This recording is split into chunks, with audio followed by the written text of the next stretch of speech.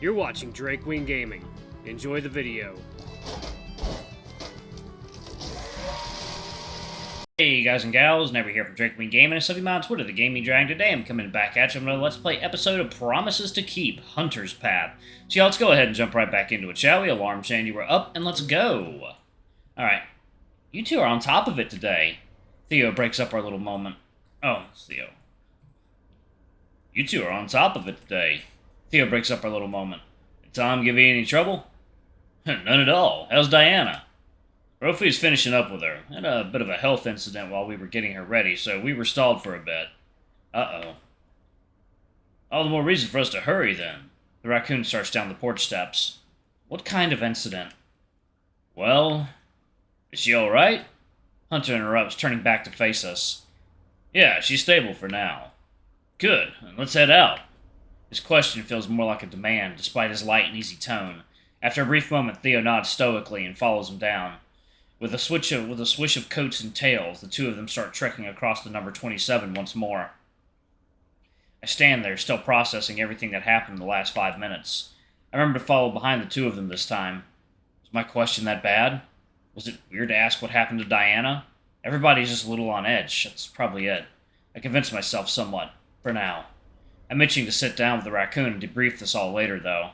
Come on, Leo, keep up. Don't make Hunter snap you back to reality for the third time today. As we walk back to Diana's, I notice snow already building up on the shoveled pathway, the blizzard ignoring the hard work that our crew already put in. Artemis greets us out front, already hoisting his shovel for another round. Ollie is inside with Rofi. I think they're about ready. Thanks, Artemis. The fox nods and leads us along the side of the house. He grips the model doorknob and twists, clearly needing to put some force into opening the ancient door.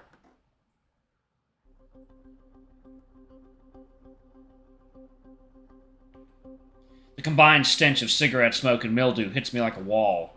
I recoil and bump into Hunter, startling him. Hey, you good? Yeah, sorry, just... A second later, the smell hits him too. I don't have to explain anymore.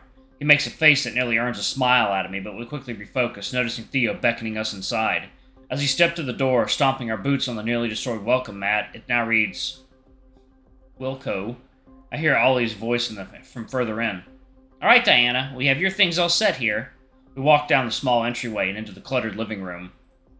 I spot them immediately. The old woman stares warily from her distressed armchair, one milky eye glaring past me into nothing. Even bundled in a thick coat, she looks tiny. Theo is the first to enter, followed by himself. Hunter quietly lags behind. As we walk in, Diana keeps her gaze fixed on Theo, as if waiting to catch him stealing something. They exchange no words. Instead, the fox addresses Rofi, who is kneeling on the floor next to the armchair, fiddling with some kind of medical kit. We ready?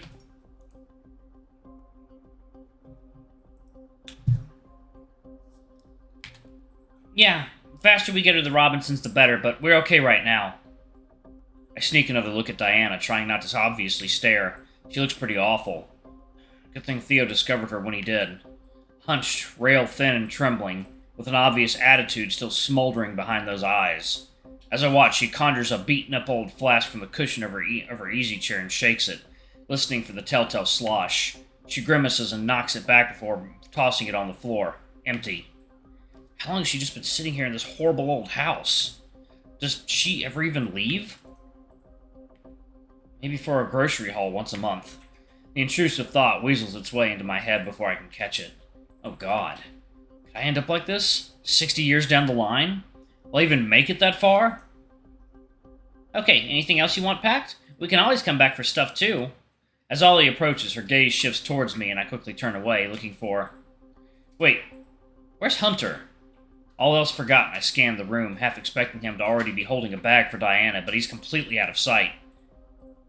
Hey, anyone see... My voice peters out under Theo and Rofi's intense discussion and the simultaneous conversation Ollie's maintaining with Diana. Seems like they've got things covered here. Surely I've got a little time to backtrack and find Hunter. I retrace my steps to the entry hallway and spot him immediately.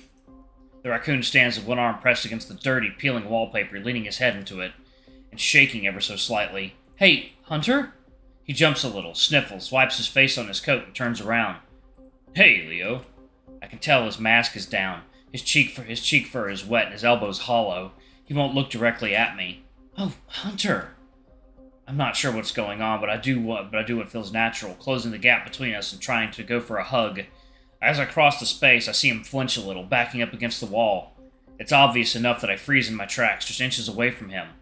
Oh! I pull my paws back as if burned, his expression a mix of regret and fear? I'm sorry, No, no. You're good. He shakes his head side to side, rapidly, then puts his face in his paws and exhales. His posture straightens, his body stills. When he looks back up, the scared look in his eyes is gone. I just needed a moment. Sorry. No, don't apologize. I shouldn't have... No, really, it's okay. You were just... Our fractured conversation is cut short by Theo, calling from the living room. Hunter! Leo! We need a few extra paws here. Hunter takes another breath in. Can we talk? At home? Home. I hadn't even meant to say it, but somehow it feels true. Hunter meets my gaze, then nods. Yeah, we're coming. Sorry. The raccoon takes the lead, with me following close behind. Taking y'all water time. Alright, guys and gals, and we are back. Alright, let's jump back in. Upon entering the room, it's obvious that everyone is waiting for us. Hey, Leo, grab that bag next to Ollie. And Hunter, can you get your shovel just in case we need a bigger path cleared in front of us? Ruffy running the show instead of Theo is a little surprising, admittedly, but we follow his directions. In my peripheral vision, I see Diana attempting to push herself up and out of her chair. After a few attempts, Ollie quietly offers her an arm, which, after one final try, she takes. She zeroes in on Hunter and me, standing in the entrance of the living room. Coming into someone's home without introducing yourself, huh? I turn to look at the raccoon, expecting him to flip the Hunter Incorporated switch, but his dull, glassy eyes are glued to the floor. Sweat beads freely on his head. I can tell he's wound tighter than I've ever seen him before. Something in this house is triggering him big time. Is it the smell? The mess? You two forget your hearing aids, or are you two just as rude as you look? The old lady? Ollie graciously jumps in to save the day. Diana, these are two friends of ours. These are two of our friends, Leo and Hunter. They are helping us make your stay at the Robinsons go smoothly. I proffer an awkward grin and a weak wave. Hunter busies himself with packing and lifting bags, his back to the rest of the room. Go quiet, your friends. She mutters loudly to Ollie, and he shrugs apologetically. The dino looks pointedly between the two of us. Even if he hadn't noticed it before, Hunter's behavior is obvious now. We're focusing. Ollie smiles at Diana and tips his feathered crest towards the door. They're great folks, but they've been working quite hard and are probably as exhausted as we are. Uh-huh. The old sheep looses a derisive grunt from between her yellow teeth. Real tiring, I'm sure, sitting snug as a bug in Theo's palatial estate. But no, St. Tom's ratty couch will do for little old me. Figures. I turn away to conceal my annoyance. That ratty couch cost Hunter at least $1,000. The raccoon remains perfectly silent, his back to the rest of the room. He refuses to even look at her. Theo coughs and comes up beside Ollie, resting one paw on the dino's shoulder. We still have some work ahead of us. Ready to go? Yeah, sorry, we're just, getting acquainted.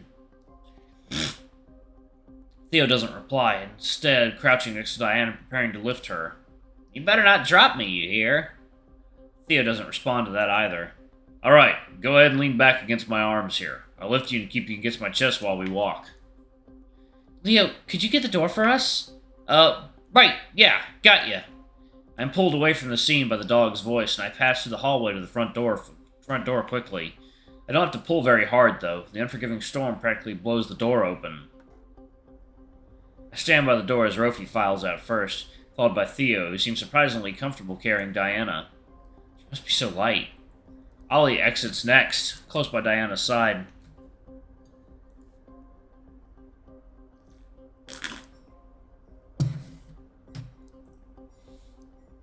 Then, Hunter.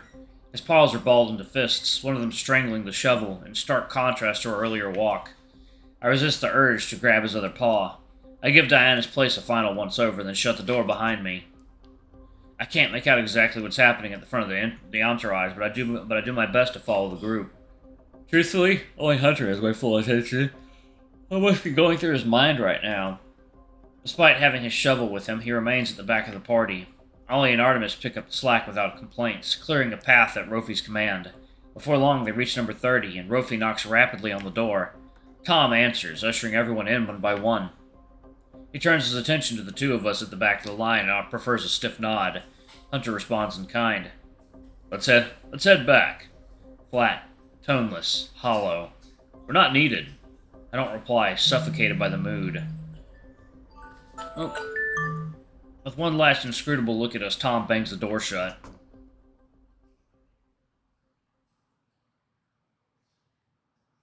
Oh, let me put my watch on the charger, y'all.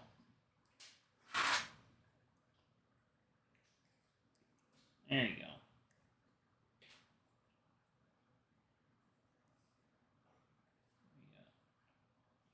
There we go. Charging. Cool. Alright.